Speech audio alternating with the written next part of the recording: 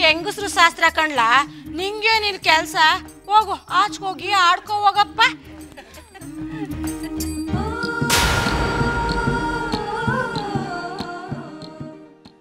ನೀರ್ ಹಾಕಿದ್ದಾಯ್ತೇನ್ರೆ ಹಸಿಮೈ ಶೀತ ಆಗ್ಬಿಡ್ತೈತೆ ಇನ್ನ ಬಳೆ ಶಾಸ್ತ್ರ ಐತೆ ಕಂಕಣ ಶಾಸ್ತ್ರ ಐತೆ ಏಟೊತ್ತು ಮಾಡ್ತೀರಾ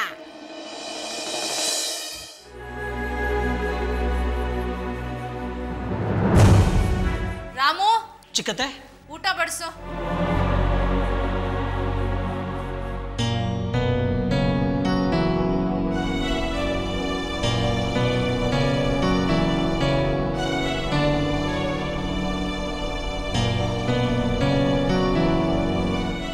ತಿನ್ನಿ ತಿನ್ನಿ ಹೊಟ್ಟೆ ತುಂಬಾ ತಿನ್ನಿ ನೆಮ್ಮದಿಯಾಗಿ ಊಟ ಮಾಡಿ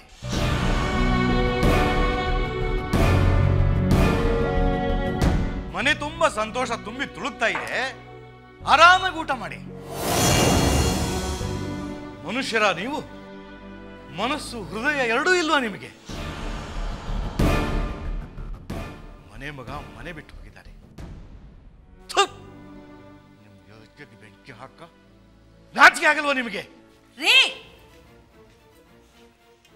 ಏನ್ರಿ ಇತ್ತೀಚೆಗೆ ಜಾಸ್ತಿ ಮಾತಾಡ್ತಾ ಇದ್ದೀರಾ ನಾಟಕ ಆಡ್ತೀರಾ ನಾಟಕನ ನಿಮ್ಮ ಮಗ ಅವತ್ತು ಯಾವಳು ಬೀದಿಲ್ ಬಿದ್ದಿದ್ದವಳ ಕರ್ಕೊಂಬಂದಾಗ ನೀವು ಒಪ್ಕೊಂಡು ಮದುವೆ ಮಾಡಿಸಿದ್ಕೆ ತಾನೇ ಇವಾಗ ನಡೀತಿರೋ ಅನಾಹುತಗಳೆಲ್ಲ ನಡೀತಾ ಇರೋದು ಅವತ್ತು ನನ್ನ ಮಗನ್ನ ಬುಟ್ಟಿಗೆ ಹಾಕೊಂಡು ನನ್ನ ಮನೆ ಹಾಳು ಮಾಡಿದ್ಲು ಇವತ್ತು ನಿಮ್ಮ ಮೊಮ್ಮಗನ ಸರ್ದಿ ಪಾರ್ವತಿ ಅಂತ ಅಮಾಯಕಳನ್ನ ಬೈದ್ರೆ ಆ ದೇವರು ಯಾವತ್ತೂ ನಿನ್ನನ್ನು ಕ್ಷಮಿಸಲ್ಲ ನೀನು ಮಾಡಿದ ಪಾಪಗಳಿಗೆ ಶಿಕ್ಷೆ ಅನುಭವಿಸಕ್ಕೆ ನೀನು ಸಾಯೋ ತನಕ ಆ ದೇವರು ಕಾಯಲ್ಲ ಕಣೆ ಬದುಕಿರುವಾಗಲೇ ನಿನಗೆ ಅಂತ ಶಿಕ್ಷೆ ಕೊಡ್ತಾನೆ ನೋಡ್ತಾ ಇರು ಅಪ್ಪ ಅಮ್ಮ ಏನ್ ತಪ್ಪು ಮಾಡಿದಾಳೆ ಅಂತ ಈ ರೀತಿ ಬೈತಾ ಇದ್ಯಾ ಮಾತಾಡ್ಬೇಡ ನೀನು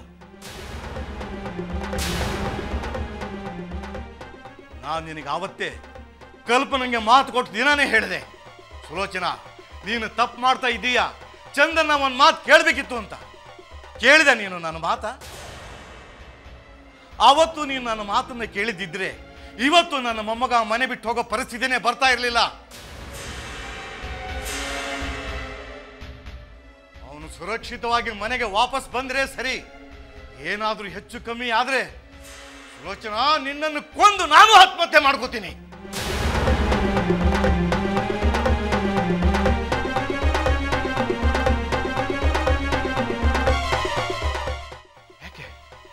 ಯಾಕೆ ನೋಡ್ತಾ ನಿಂತಿದ್ದೀರಾ ತಿನ್ನಿ ಚೆನ್ನಾಗಿ ತಿಂದು ಸಾಯ್ರಿ ಅಜ್ಜಿ ಎಲ್ರಿಗೂ ಪಾನಕ ಕೊಟ್ಟೆ ಇನ್ನೂ ಅತ್ತಾಗಿರೋರ್ಗೆ ಯಾರಿಗೂ ಕೊಟ್ಟಿಲ್ಲ ಕಡ್ಲ ಹೋಗು ನಿಮ್ಮ ಓನ್ಗೆ ಹೇಳಿ ಇನ್ನೊಂದಷ್ಟು ಪಾನಕ ಮಾಡಿಸ್ಕೊಂಬ ಸರಿ ಕಣಜ್ಜಿ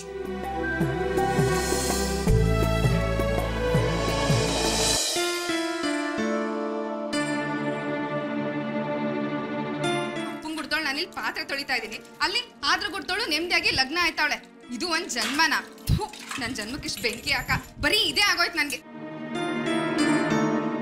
ಅವ್ವ ಅಜ್ಜಿಗಿನ್ನ ಪಾನಕ ಬೇಕಂತೆ ಬೇಕು ಅಂದ್ರೆ ಅವ್ರನ್ನೇ ಬಂದು ಮಾಡ್ಕೊಂಡು ಹೋಗೋ ಕೇಳು ನನಗೂ ಆ ದೇವ್ರು ಕೊಟ್ಟಿರೋದು ಎರಡೇ ಕೈ ಹತ್ ಕೊಟ್ಟವನ ಹೋಗಂಗಂತ ಹೇಳು ಅವ್ವ ಎಲ್ರೂ ಹೊಸ ಸೀರೆ ಉಟ್ಕೊಂಡವ್ರೆ ನೀನ್ಯಾಕವ್ವ ಹಳೆ ಸೀರೆ ಉಟ್ಕೊಂಡಿದ್ಯಾ ಅದನ್ನ ನಂತವ ಕೇಳ್ತಿದ್ಯಾ ಹೋಗಿ ನಿಮ್ಮ ಅಪ್ಪ ಏನ್ ಕೇಳು ಅವ್ವ ಈಡ್ ದಿನ ಲಚ್ಚಿ ಅಕ್ಕನೇ ಎಲ್ಲ ಕೆಲಸ ಮಾಡ್ತಿದ್ಲು ಈಗ ಲಚ್ಚಿ ಅಕ್ಕ ಲಗ್ನ ಆಗಿ ಪ್ಯಾಟಕ್ ಹೋಗಕ್ಕೆ ಎಲ್ಲ ಕೆಲಸ ನಿನ್ನೆ ತಾನೇ ಮಾಡ್ಬೇಕು ಈಗ ನೀನ್ ಮರ್ಯಾದೆಯಿಂದ ಬಾಯಿ ಮುಚ್ಕೊಂಡು ಹೊರಗೆ ಹೋಗ್ತೀಯಾ ಇಲ್ಲ ನೀನ್ ನಾಲ್ಕು ಕೊಡ್ಲಾ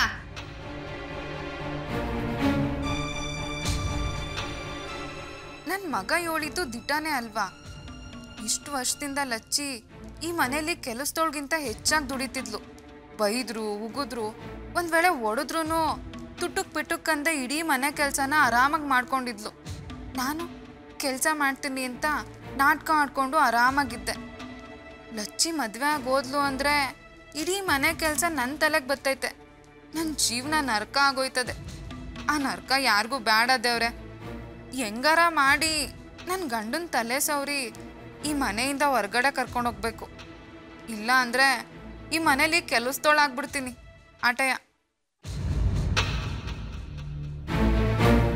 ಎಲ್ಲೋದ ನನ್ನ ಗಂಡ ಅನ್ನಿಸ್ಕೊಂಡವನು ಇವತ್ತು ಎರಡರಲ್ಲೊಂದು ತೀರ್ಮಾನ ಆಗಲೇಬೇಕು ನಾನು ಈ ಮನೆ ಕೆಲಸದವಳ ಇಲ್ಲ ಈ ಮನೆ ಹಿರಿ ಸೊಸೆನಾ ಅಂತ ನನ್ನನ್ನು ಅಡುಗೆ ಮನೆ ಕೋಣೆಲಿ ಕೂಡ್ ಹಾಕಿ ಇವರೆಲ್ಲ ಇಲ್ಲಿ ಮಜಾ ಮಾಡ್ತಾವ್ರೆ. ಇವ್ರಿಗೆಲ್ಲ ಸರಿಯಾಗಿ ಬುದ್ಧಿ ಕಲಿಸ್ತಾ ಇದ್ರೆ ನಾನು ನಮ್ಮ ಅಪ್ಪಂಗೆ ಕೊಡ್ತಾವಳೆ ಅಲ್ಲ.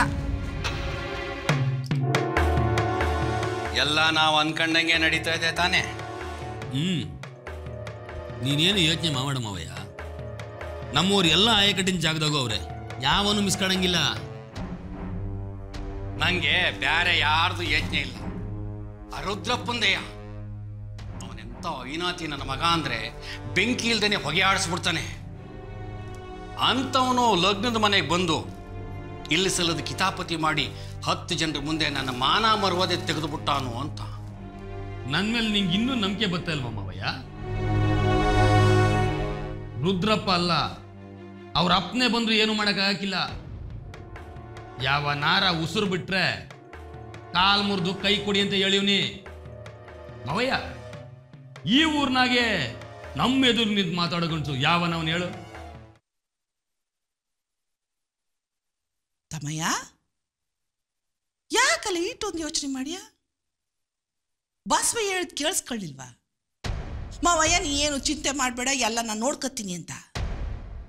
ನನ್ನ ಮಗನ ಏನಿಲ್ಲ ಅನ್ಕೊಂಡಿದ್ಯಾ ನೀನು? ನೆನ್ನೆ ಮೊನ್ನೆಯಿಂದ ನೋಡ್ತಿದ್ಯಾ ಅವನು ಎಂಥವನು ಅಂತ ನಿನ್ಗೆ ಗೊತ್ತಿಲ್ವಾ?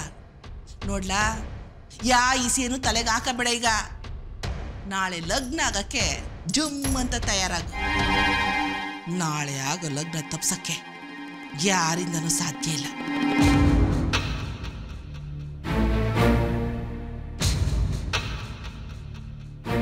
ಗಿರಿ, ನಿಮ್ಮ ಅಪ್ಪ ನೋಡ್ದನ್ಲ? ಅಪ್ಪ ಅಜ್ಜಿ ತಾತ ಕೋಣೆಲ್ ಮಾತಾಡ್ತಾವ್ರೆ.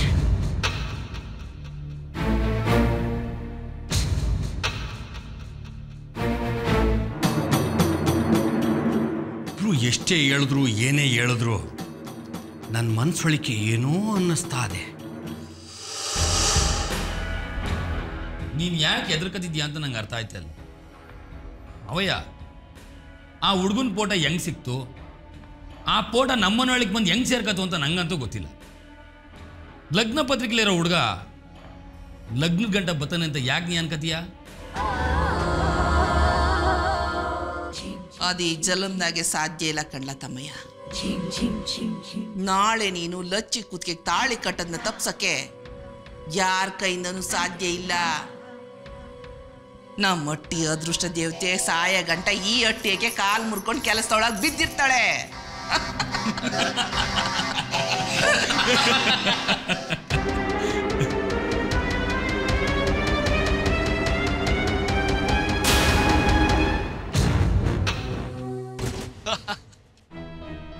You are a fool Chandan.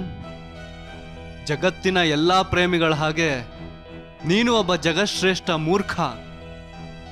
ನಿನ್ನ ಪ್ರೇಮನ ನಿನ್ನ ಅಜ್ಜಿ ನಿನ್ನ ತಾಯಿ ಗೌರವಿಸ್ತಾರೆ ಅಂತ ಅನ್ಕೊಂಡ? ಅದೇ ನಿನ್ನ ಮೂರ್ಖತನ. ಅವರು ನಿನ್ನ ಪ್ರೀತಿಸೋದು ನೀನು ಅವ್ರ ಮಾತು ಕೇಳಲಿ ಅಂತ.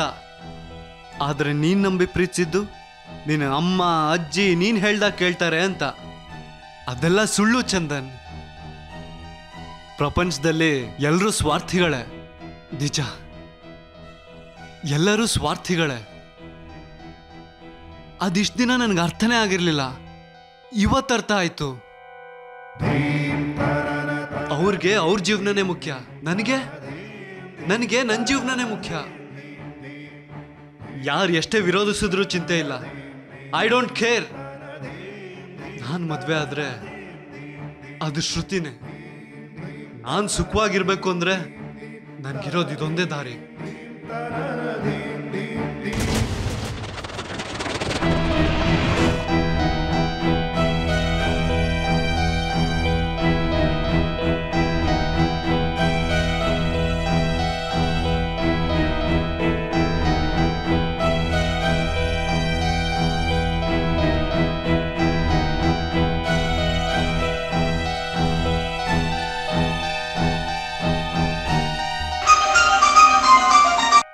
ಚಂದು, ಎಲ್ಲಿದ್ಯಾ ನೀನು?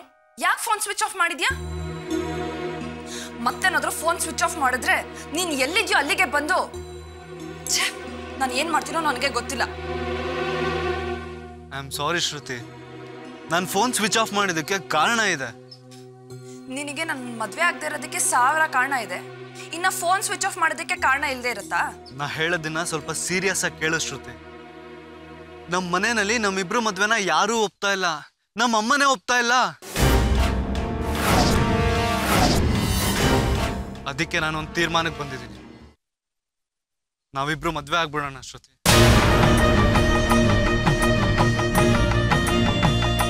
ಹೊಸ ಜೀವನ ಶುರು ಮಾಡೋಣ. ನಾನೆಲ್ಲ ಅರೇಂಜ್ಮೆಂಟ್ ಆದ್ಮೇಲೆ ನಿನಗೆ ಫೋನ್ ಮಾಡ್ತೀನಿ. ನೀನು ನನ್ನ ಜೊತೆ ಬರ್ತೀಯಾ ಅಲ್ವಾ? ಯಾಕಿಂತ ಪ್ರಶ್ನೆ ಕೇಳ್ತಿದ್ಯಾ ಚಂದು? ನೀ ನನ್ನ ಜೊತೆ ಇರೋದೇ ಆದ್ರೆ ನಾನು ನಿನ್ನ ಜೊತೆ ಜಗತ್ತಿನ ಯಾವ ನರ್ಕಕ್ಕೆ ಬರೋದಕ್ಕೂ ರೆಡಿ ಇದ್ದೀನಿ.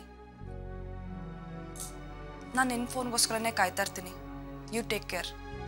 ಬಾಯ್ ಶ್ರುತಿ.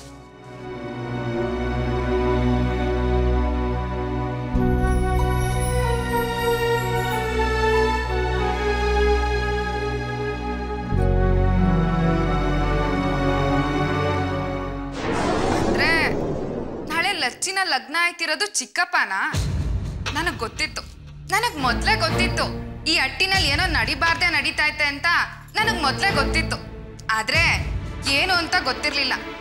ಈಗ ಗೊತ್ತಾಯ್ತು ಬಿಡಿ. ಯಾರವ್ರು ಆಡೋ ಮಾತನ್ನ ಕತ್ ಕೇಳಿಸ್ಕೋಬಾರ್ದು ಅಂತ 1,000 ಕಿತ ಹೇಳಿಲ್ಲ ನಾನು.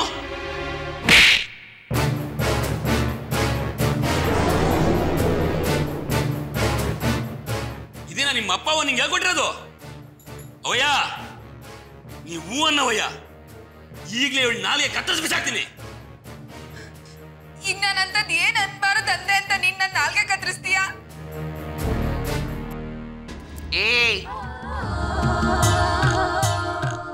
ಹೊಸಿ ಮೆಲ್ಲಗ್ ಮಾತಾಡು. ಹೊಟ್ಟಿ ತುಂಬಾ ಜನಗಳವ್ರೆ. ಲೋ ಬಸವ, ನೀನು ಹೊಸಿ ಸುಮ್ಕಿರ್ಲ. ನಾವೇನಾದ್ರು ಕಿತ್ತಾಡಿದ್ರೆ ಜನಗಳಿಗೆ ಗೊತ್ತಾಯ್ತದೆ. ಆಮೇಲೆ ಕಟ್ಟೆಯ ನಗರ್ ಮುಂದೆ ಎಡವು ಬಿದ್ದಂಗ ಆಯ್ತದೆ. ಈಗ ನಾನು ಅದೇನ್ ಅನ್ಬಾರದು ಅಂದೆ ಅಂತ ನಿಮ್ ಮಗ ನನ್ ಮೇಲೆ ಹಿಂಗ್ ರೇಗ್ತಾವ್ರೆ. ಚಿಕ್ಕಪ್ಪನ ಲಚ್ಚಿನ ಮದ್ವೆ ಆಗ್ತಿರೋದು ಅಂತ ಗೊತ್ತಾದ್ಮೇಲೆ ನಂಗೆ ಏನ್ ಸಂತೋಷ ಆಯ್ತು